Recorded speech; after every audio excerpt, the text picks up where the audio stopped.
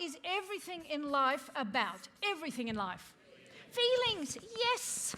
Carl Buchner said, people will forget what you say, they will forget what you do, but they will never forget how you made them feel. Everybody say it with me. People will forget what you do. People will forget what you do. They will forget what you say. But people will never forget how you made them feel. Never forget how you made them feel. How do you make people feel? It's so important. Like, have you ever done this? You wake up in the morning, you've got some energy. You walk out, you encounter someone else, and at the end of 5 minutes with this person, you walk away like this. Oh, gee. Have you ever done that? We can now prove in quantum physics, this is true, there's an energy exchange between people. We literally give and receive energy. And there are people out there who are energy suckers. They're not just fuffers, they suck you dry. They go through like, oh, look, there's some energy. And they leave this trail of hulks behind them. Whatever you do, you have to get rid of these people in your life because they're going to kill you. And you'll love this. I got symbols for everything. Look, meat. This is Wally, the woeful webbit. Wally wakes up and goes, oh, no, it's going to be a bad day.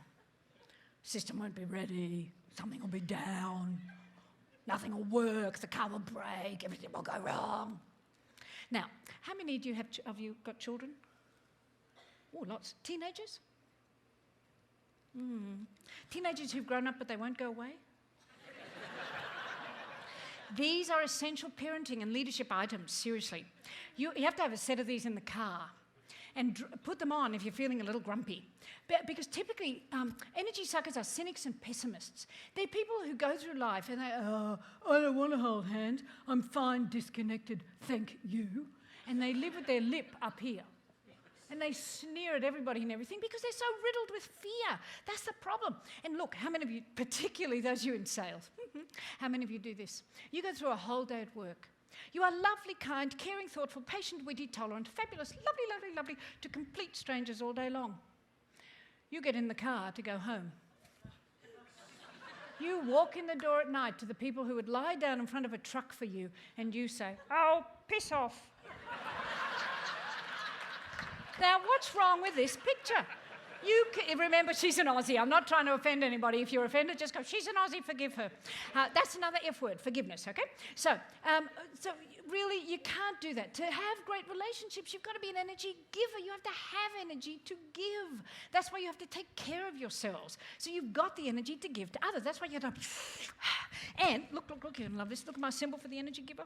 Meat. Oh, you should see your faces. It's getting worse. Yeah. But this is as good as it gets, so you might as well be joyful now. Anyway, this is Sparky, the baby kangaroo. And Sparky's job is to put the sparkle back into every single person he meets. Now, what's a kangaroo's job? To hop. And so he hops around putting sparkle into people. And think about it. When somebody's excited, motivated, inspired, enthusiastic, which you want A, your team to be, B, your colleagues to be, C, your children to be, and D, your customers to be. Excited, motivated, inspired, enthusiastic, what do their eyes do? They sparkle. And everybody knows the answer to that question. But do you know physiologically, we do not know why eyes sparkle? It's magic. There's no textbook that says, I sparkle because goo goes in them and the goo has sparkly stuff. It's magic. But you, on the other hand, can put the sparkle into anybody's eyes anytime you like.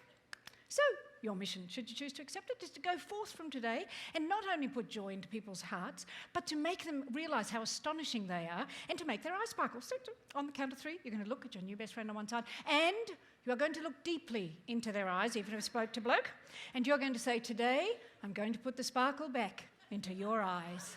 Today, okay, so 1, 2, 3, go. Today, I'm going to put the sparkle back into your eyes. Today, I'm going to put the sparkle back into your eyes. Yes! Good job, you guys. Beautiful. See, that wasn't so hard, was it? Now, quick. Because how do we verbally put... Oh, look, people are going... Oh, shame. Anyway, so how do we verbally put the sparkle back into people's eyes? Because, think about how we greet people. Most often we walk up to them and go, oh, hi, how are you? What's up? Ça va? Blah, blah, blah. And, people are so used to it. They go, oh, hi, fine, thanks.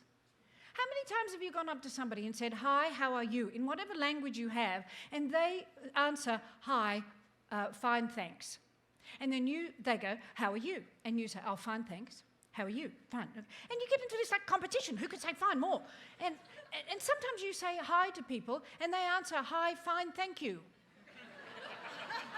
And you didn't ask them how they were. Because it's just like, did you have a good weekend? It's, hi, how are you? It's a nothing statement. Eliminate it from your vocabulary. Just like you're going to eradicate fear, you're going to eliminate this from your vocabulary. Instead, you're going to greet people like this. You're going to love this one. Ready? When you greet people, I want you to go like this. Hi, what's the best thing that's happened to you all day? I'll repeat that because half of you went, what? Which is precisely what people will do to you. You say, hi, what's the best thing that's happened to you all day? Now, I promise you, people are not going to look at you and go, you're cracked. They're not going to do that. They look at you and they go, oh. And you'll see their eyes starting to move. This is very sophisticated, I have to tell you. I know I do not look or sound sophisticated, but the stuff that I speak about is. And if you really track at a physiological level what's happening, when people's eyes are moving, they're searching their brain in whatever way they calculate information, and it gives you information about how they're thinking, and they're looking for the best thing that's happened. Put it on as your voicemail. So people ring up and go, hi, I can't take your message right now, but if you tell me the best thing that's happened to you all day, I'll call you back.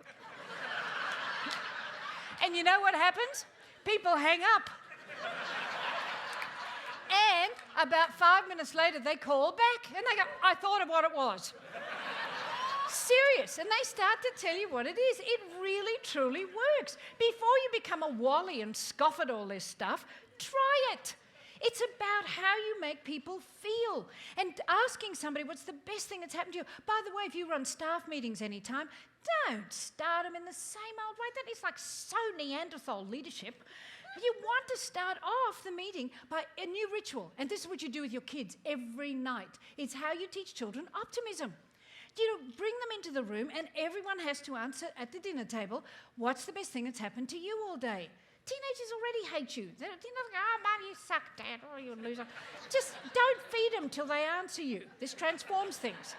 And toddlers love this stuff once they get used to it. Now, if you go to a staff meeting, traditionally, how to start? Look, people come to a staff meeting and they're like, oh, we haven't got time for this. Oh, there's going to be a nightmare. And by the time they get there, they're hysterical anyway, and they're looking on their PDFs and they're doing like emails and they're not paying attention. So the first thing you want to make as your new ritual is they walk in the room and everyone answers the question, what's the best thing that's happened to you since we last met? And you will transform the energy in the room. I don't care if you're in IT, if you're in sales, if you're in marketing, or any of the other divisions you have, it will transform the meeting. It is something that is really, really important. So, we haven't done it, have we? We didn't do it. Oh, good. So on the count of 3, looking joyful, you're going to look at your new best friend on one side and then the other. And for the fellas in the room, fellas, this is how women communicate. We move our face, our voice, our hands, everything goes, all right? And this is how men communicate. They keep their bodies very still, they keep their voices flat, they move very slowly. I actually can't think past this sentence now because I haven't actually moved. And you know, as soon as I slip back into female speak again, the guys go, oh, look, a blonde. No, guys. Ladies, if you want to appear intelligent in front of a man, this is actually what you have to do. It's amazing. As soon as I start doing this, every single man in the room stops and goes, because now I'm saying something intelligent, doesn't matter what it is. As soon as I go like this, they go, la, la, la, la, la, off they go. So, fellas, you're going to practice talking to a woman, because a lot of us are women in this industry, and we make the decisions. Anyway, so, just thought I'd point that out. So, on the count of 3, hi, what's the best thing that's happened to you all day? And if you're sitting next to a bloke who's having trouble moving his hands and speaking, help him. Reach over and grab his hands and move them for him while he's speaking, because we are all about helping each other. Ready? 1, 2, 3, go. Hi, what's the best thing that's happened to you all day? Hi, what's the best thing that's happened to you all day?